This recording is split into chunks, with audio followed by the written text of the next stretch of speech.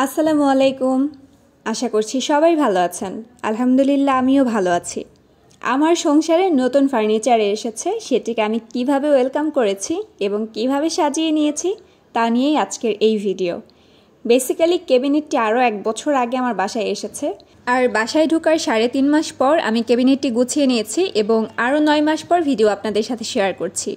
কখনো ভাবছিলাম থাক আর আপলোডই করব না, আবার পরক্ষণেই ভেবেছি আপলোড দিয়েই ফেলি।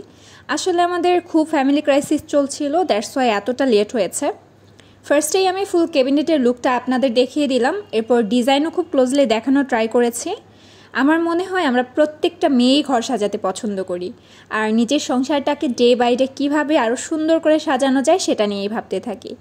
তো এইটারই অংশ হিসেবে আমার সংসারে নতুন এই ফার্নিচারের আগমন। আর ডিজাইনের কথাটা আমি একটু বলি, আমি ডিজাইনটা আসলে এত বেশি কাজের চাচ্ছিলাম না। অ্যাকচুয়ালি আমি এই ফ্রেমের মাঝেই ক্যাবিনেটটা চাচ্ছিলাম, তবে কাজগুলো আরেকটু হালকা চাচ্ছিলাম। তো যাই হোক, আমাদের মিস্ত্রি হয়তো সেভাবে আমার কথাটা গ্র্যাব করতে পারেনি। ডিজাইনটা যেরকম ছিল উনি আর কি সেরকমই করে দিয়েছেন।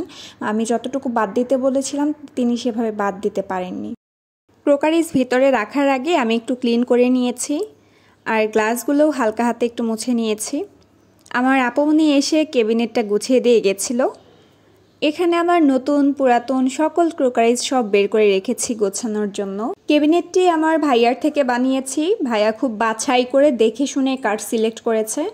অলমোস্ট 7 থেকে 8 মাস কাঠ শুকিয়ে নিয়েছে। কাঠ যত ভালো করে শুকানো হয় ফার্নিচার তত বেশি ভালো হয়, টেকসই হয়। এটা আমার 52 পিসের ডিনার সেট। এটা আমার বিয়েতে পাওয়া। এর থেকে কয়েকটা আইটেম আমি আপনাদেরকে বের করে দেখিয়ে দিচ্ছি। ফার্স্টেই রাউন্ড অ্যান্ড ওভাল শেপের এই বড় সাইজের 2টি সার্ভিং প্লেট, আর সব কিছু একে একে বাইরে বের করে রাখা হয়েছে। Cup, saucer, half plate, rice plate, কোরমাদানি, বাটি, salt pot, sugar pot, milk pot, tea pot, এইসব। এরপর চলে গেলাম মেইন কাজে। আপুমনি একে একে জিনিসগুলো ভিতরে গুছিয়ে রাখছিল, আর আমি একটা একটা করে আপুমনির যে জিনিসটা আমার কাছে চাচ্ছিল, যখন যেটা চাচ্ছিল আমি তখন সেটা দিচ্ছিলাম। এখানে অনেক জিনিসই আমার বিয়েতে আমি গিফট হিসেবে পেয়েছিলাম। তো আমার গিফট হিসেবে পাওয়া জিনিসও যেমন অনেক আছে, আবার খুব শখ করে কেনা জিনিসের সংখ্যাও কিন্তু কম নয়। এখানে বিয়ের পর কেনা জিনিসও যেমন আছে, বিয়ের আগের জিনিসও কিন্তু অনেক আছে মোটামুটি। তো সবই এখন গুছিয়ে রাখবো একটা একটা করে। ক্যাবিনেটটি গুছিয়ে নেওয়ার পর এই হচ্ছে এর ফাইনাল লুক। ক্যাবিনেটটি আমার যতটা শখের, যতটা পছন্দের, এর ভিতরে রাখা প্রত্যেকটি জিনিসই আমার ঠিক ততটাই পছন্দের, ততটাই আপন। এই ওয়াইন গ্লাসের সেটটা আমাকে আমার এক ফ্রেন্ড গিফট করেছিল। স্পুন রাখা যে মগটাতে, সেটা আমার ছোট বোন সাজেক থেকে আমার জন্য নিয়ে এসেছিল।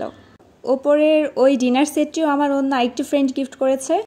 এখানে রাখা গ্লাস সেটের মধ্যে একটি সেট আমার ট্রান্সফারের সময় আমার একজন কলিগ আমাকে গিফট করেছিলেন। আর এই যে এখানে যে বাটিগুলো আছে, এর মধ্যে একটি সেট হচ্ছে আমার সেই ট্রান্সফারের সময়ই আমার এক স্টুডেন্টের গার্ডিয়ান গিফট করেছিলেন। আমি গিফট দিতেও ভালোবাসি, গিফট পেতেও অনেক ভালোবাসি, আর প্রত্যেকটা উপহারই আমার কাছে খুব প্রেশাস, ভ্যালুয়েবল।